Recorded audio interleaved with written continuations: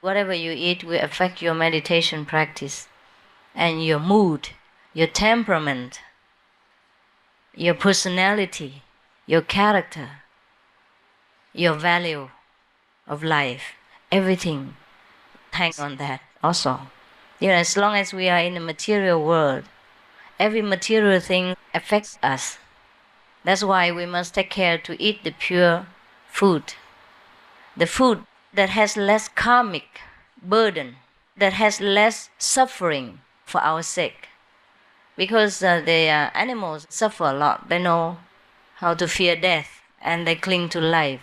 And if they are forced to die prematurely for us, of course their fear, their hatred are retained in the flesh that we eat.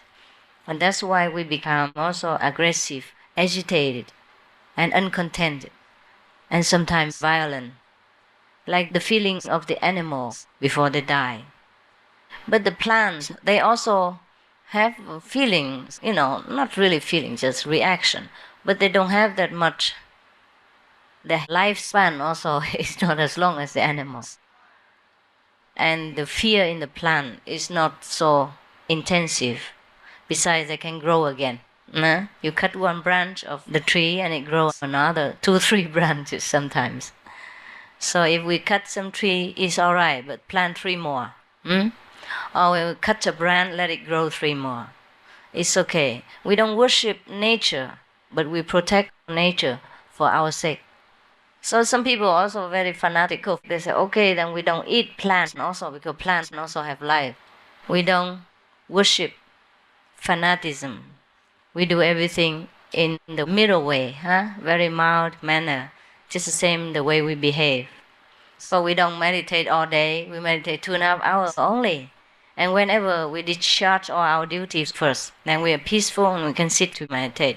You don't have to sit and meditate for 2.5 hours straight. Just 1 hour maybe, if you're tired, then get up. And in the morning, meditate more. Or the next time when you're not too tired, then meditate a little bit more. Then add up together, 2.5 hours or 3 hours, okay. But sometimes when you get together for 1 week or 2 weeks or a few days, you can meditate all day. That's also good for you. That's to compensate for those days that you missed or you didn't meditate enough. So everything we have introduced to you is helpful to you, very beneficial. It's no rules and no regulations and not really precepts. They're just a noble way to live our life. Because if everyone lived their life the way you do, this world would be a paradise. It will be truly like that. We have a lot of war and trouble, disaster in the world because most of us don't live the beautiful way that God intends us to live. Most of us don't live by the God-like quality that we have within ourselves. We bury the God quality and develop worldly quality too much, so our life is very imbalanced. And everything becomes more materialistic, and it in turn invites disaster and competition.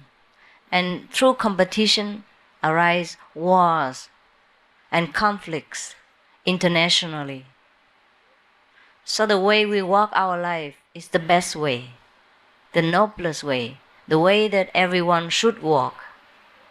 But not everyone does walk. And that is one pity factor of this world.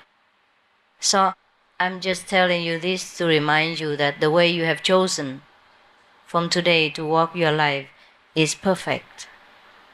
And so try to remind yourself to continue this way. And the all initiates also try to remember that the way you have chosen is perfect. There's no better way, no better choice to live our lives than the way we do now. It doesn't matter what other choice you make, you will suffer. So the only choice we can have is here. The way we do, the way we practice spiritual wisdom, the way we refrain from negativity, the way we control our life, make it become noble and purposeful. There's no other choice. Even if you want to make another choice, that's no good for you. You know that. That's why you should stay. And you know you would.